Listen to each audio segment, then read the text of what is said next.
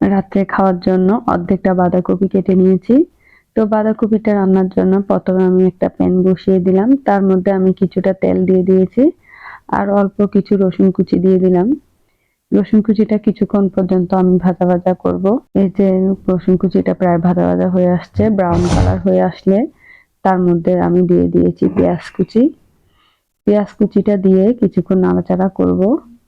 তারপর একদম পেঁয়াজ কুচিটা ভালোভাবে ভাজা ভাজা হয়ে আসলে তারপর আমি অন্যান্য উপকরণগুলো দিয়ে দিচ্ছি। পেঁয়াজটা যেহেতু ফ্রিজে ছিল একটু শক্ত হয়ে গিয়েছে, তো পেঁয়াজটা একদম নরম হওয়া পর্যন্ত অপেক্ষা করলাম। তারপর আমি পরিমাণ মতো কয়েকটা কাঁচামরিচ ফালি করে দিয়ে দিয়েছি। এরপর একটু ভাজাভাজি করার পর একটু আমি চিংড়ি মাছ ধুয়ে রেখেছিলাম, সেই চিংড়ি মাছটাও দিয়ে দিয়েছি। চিংড়ি মাছটা পেঁয়াজের সাথে কিছুটা আমি ভেজে ফেলবো, এটা সাগরের চিংড়ি মাছ ছিল। তারপর আমি লবণ দিয়ে দিয়েছি স্বাদ মতো। এরপর আমি পরিমাণ মতো একটু হলুদের গুঁড়া আর একটু মরিচের গুঁড়া অ্যাড করে দিব। একটু সামান্য হাফ চামচের চেয়ে কম আমি মরিচের গুঁড়া দিয়ে দিয়েছি আর হাফ চামচের চেয়ে কম আমি দিয়ে দিয়েছি হলুদ গুঁড়া।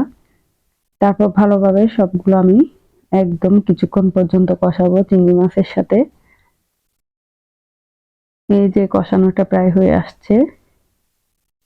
এরপর আমি যে কপিটা ধুয়ে রেখেছি সেটাও দিয়ে দিচ্ছি। এর মধ্যে আমি একটু মশলার গুঁড়া অ্যাড করলাম।